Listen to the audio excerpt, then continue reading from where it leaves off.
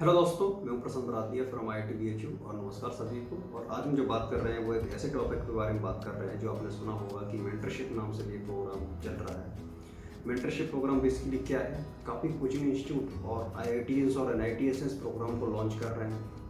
Mentorship programme में basically guidance provide किया जाता है।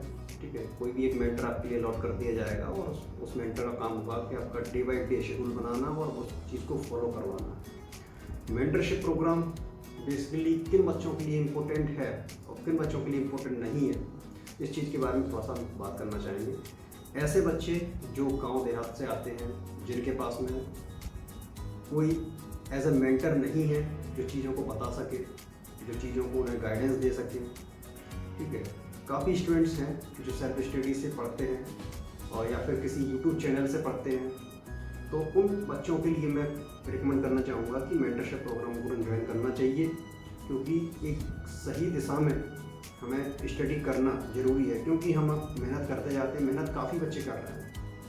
ठीक है, मेहनत काफ़ी बच्चे कर रहे हैं, लेकिन एक सही दिशा में मेहनत करना ज़रूरी है, एक प्लानिंग के साथ में, एक स्ट्रेटजी के साथ में। क्योंकि कंपटीशन इतना बढ़ चुका है, क्योंकि आपने अगर सही प्लानिंग से अगर कोई मेहनत नहीं की तो वो बेस्ट है, तो वो उसका कोई यूज़ ही नहीं है, यूज़लेस है वो। क्योंकि आपका सिलेक्शन हो ही नहीं रहा, क्योंकि फिर मेहनत किस काम की है। अगर आपको सिलेक्शन करना है, अगर किसी IITs में NITs में आपका अगर प्रिपरेशन कर रहे हैं उसके लिए और उसमें आपका सिलेक्शन नहीं हो रहा है, तो कोई मतलब ही नहीं है उसका, फिर आप किसी दूसरे फील्ड में जाओगे। अगर आप टारगेट बना रहे हो कि हमें IIT में जाना है, NITs में जाना है, तो आपको कहीं ना कहीं एक ऐसे मेंटर की रिक्वायरमेंट ज़रूर है जो उस चीज़ को फेस कर चुका है। ठीक है, हालांकि तौर पे ये चीज़ आप कह सकते हैं कि मेंटरशिप के लिए किसी के पास पैसे ही नहीं, तो उस चीज़ के लिए मैं ये चीज़ के रिकमेंड करना चाहूँगा कि आपको थोड़ा सा प्रयत्न ज़्यादा करना होगा। प्रयत्न ज़्यादा करने का सेंस क्या है कि आपको कनेक्शंस बनाने होंगे। कनेक्शंस कोई ऐसा है कि जो आपको इस तरीके से गाइडेंस प्रोवाइड कर दे। ठीक है, काफ़ी यूट्यूब चैनल पे हैं, जैसे मैं हूँ। ठीक है, और ऐसे मेरे जैसे ऐसे काफ़ी लोग हैं जो हेल्प करने के लिए तैयार रहते हैं। ऐसे काफ़ी यूट्यूब चैनल हैं, ठीक है, जो कमेंट का रिप्लाई करते हैं। और ऐसे काफ़ी आपके कनेक्शन, आपके आस पड़ोस में भी ऐसे लोग होंगे जो आपको एक गाइडेंस प्रोवाइड कर सकते हैं, तो उनसे आपको गाइडेंस लेना चाहिए। ठीक है, और मेंटरशिप प्रोग्राम का भी मतलब यही है, गाइडेंस देना। ठीक है, और ऐसे बच्चे जो किसी कोचिंग इंस्टीट्यूट में पढ़ते हैं और टीचर से अच्छे कनेक्शंस नहीं हैं और जिनके पेरेंट्स के पास टाइम नहीं है कि उन्हें बता सकें, चीज़ों के बारे में गाइडेंस दे सकें कि किस तरीके से प्रिपरेशन करनी है, तो वो मेंटर अलॉट करते हैं अपने बच्चों के लिए। ठीक है, अच्छी बात है, क्योंकि मेंटर की एक तरीके से रिक्वायरमेंट हमें तब होती है जब हमें कोई गाइडेंस देने वाला नहीं होता। लेकिन मैं इन चीज़ों से बेहतर एक चीज़ मेरे लिए मायने रखती है। मैं एक चीज़ के बारे में आपको रिकमेंड करना चाहूँगा कि आप अगर किसी कोचिंग इंस्टीट्यूट में हैं, तो आपके लिए सबसे अच्छा मेंटर है आपका टीचर। टीचर से कनेक्टिविटी आपको बढ़ानी चाहिए। ठीक है, 2-4 पॉइंट्स हैं जिसके बारे में थोड़ी सी बात करना चाहूँगा। सबसे पहली चीज़ है कि ईगो। आपको अगर टीचर ने कभी डांट दिया है या फिर अब कोई डाउट आपने पूछा और उन्होंने मजाक उड़ा दिया या ऐसा कुछ भी, तो आपने उस चीज़ को अगर ईगो में रख लिया तो आपका उस चीज़ में नुकसान है, टीचर का कुछ नहीं करेगा।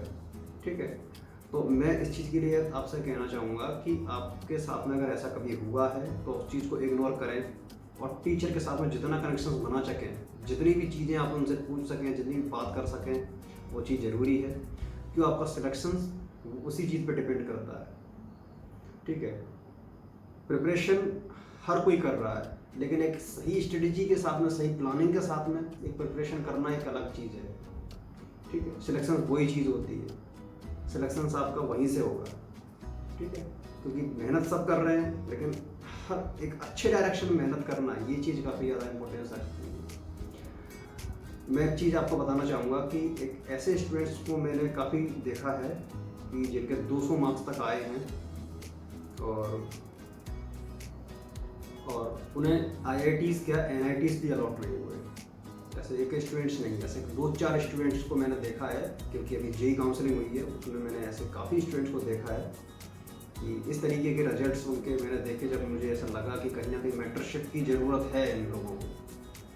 उसमें क्या है कि ऐसे ऐसे एक दो मुझे ऐसे स्टूडेंट्स मिले कि जिसके मैथ्स और फिजिक्स में 200 मार्क्स तक के स्कोर है और केमिस्ट्री में जिनके कट ऑफ क्लियर नहीं थे। तो मुझे मैथ्स की तो मुझे कहीं ना कहीं मुझे मेंटरशिप की रिक्वायरमेंट लगती है कि ऐसा कोई मेंटर, क्योंकि मेंटर एक IITian या NITian होगा तो उसको सब आइडिया होगा उस चीज़ का कि किस तरीके से हमें सब्जेक्ट को बैलेंस करना होता है। ठीक है, तो इस चीज़ के बारे में मैं कहना चाहूँगा कि ऐसे स्टूडेंट्स हैं अगर जो मेहनत कर रहे हैं और एक उनको डायरेक्शन नहीं पता कि किस तरीके से हमें मेहनत करनी है, ठीक है, तो उनको मेंटर अलॉट करना चाहिए। क्योंकि एक मेंटर का काम होता है कि उसके सब्जेक्ट्स को बैलेंस करवाना, उसकी प्रिपरेशन पर ध्यान देना और डे बाय डे का शेड्यूल बनाना। तो उन बच्चों के लिए मैं रिकमेंड करना चाहूँगा कि मेंटरशिप उनके लिए इम्पोर्टेंट है। और जो दूसरी चीज़ मैं कहना चाहूँगा यहाँ पर कि 1-to-1 कनेक्टिविटी, ये टीचर के लिए फॉलो करती है ये चीज़, लेकिन टीचर के अपने अलग मिजाज है। टीचर से अपन कोई कमेंट नहीं कर सकते, लेकिन हमें अपनी तरफ से एफर्ट लगाने होंगे कि हमें अपनी तरफ से टीचर्स के पास जाना होगा, कनेक्शंस बनाने होंगे, उनसे बात करनी होगी। एक एक चीज़ के बारे में हमें उनसे बात करनी होगी, चर्चा करनी होगी कि किस तरीके से हमें प्लानिंग करनी है, किस तरीके से पढ़ना है, किस सब्जेक्ट को कैसे मैनेज करना है। तो ये सारी चीज़ें हमें अपनी तरफ से एफर्ट डालने होंगे, टीचर से बात करनी होगी। काफ़ी टीचर रहते हैं जो 1-to-1 कनेक्टिविटी बनाते हैं, हर बच्चे पे ध्यान देते हैं, लेकिन काफ़ी स्टूडेंट मैंने टीचर्स देखे हैं जो सिर्फ टॉपर पे ध्यान देते हैं, सब बच्चों पर उनका ध्यान नहीं रहता है। लेकिन जो भी बच्चे उनसे बात करते हैं तो उन पर ध्यान देते हैं, वो उनसे बात करते हैं, उनको बताते हैं चीज़ें के बारे में। लेकिन जो बच्चे सिर्फ जाके क्लास में बैठते हैं और फिर वहाँ से आ जाते हैं, तो ऐसा काफ़ी मैंने कोचिंग इंस्टीट्यूट में देखा है, ये चलता है। लेकिन हमें अपनी तरफ से एफर्ट डालने चाहिए, ठीक है। और मैं लास्ट पॉइंट ये कहना चाहूँगा कि hard work can beat talent. अगर आपका फ्रेंड आपसे ज़्यादा टैलेंटेड है तो आप उसको तभी बीट कर सकते हैं जब आप हार्ड वर्क करेंगे ज़्यादा। आपने ज़्यादा हार्ड वर्क किया है, आपने ज़्यादा प्रैक्टिस की है, तभी उसको बीट कर पाएंगे। इसके अलावा कोई दूसरा, मुझे नहीं लगता कि दूसरा कोई और तरीका हो सकता है। तो मैं यही चीज़ कहना चाहूँगा कि आपको एक तरीके से एक पॉजिटिव सोच के साथ में प्रिपरेशन करनी चाहिए। ये काफ़ी ज़्यादा मायने रखती है आपके सिलेक्शन के लिए, ठीक है। ऐसी कोई भी बात अगर आप ऐसी आ रही है कि ईगो पे अगर कोई भी चीज़ आ रही है, आपके फ्रेंड में भी अगर आप कोई भी डाउट सॉल्विंग वगैरह आप आपस में कर रहे हैं और उसमें आप कोई ईगो पे बात ले रहे हैं, तो उस चीज़ को इग्नोर करना चाहिए मेरे हिसाब से, क्योंकि ये चीज़ें आपके सिलेक्शन से आपको दूर ले जाती हैं, ठीक है। तो मैं इसी चीज़ के बारे में आपसे बात करना चाह रहा था। और इस चीज़ से रिलेटेड अगर कोई भी डाउट वगैरह है आपको तो आप कमेंट कर सकते हैं। मेरा कॉन्टैक्ट नंबर भी मेंशन है, कॉल कर सकते हैं, ठीक है। और चैनल को सपोर्ट करें, थोड़ा सा लाइक करें, सब्सक्राइब करें और शेयर करें, ठीक है। थैंक यू, धन्यवाद।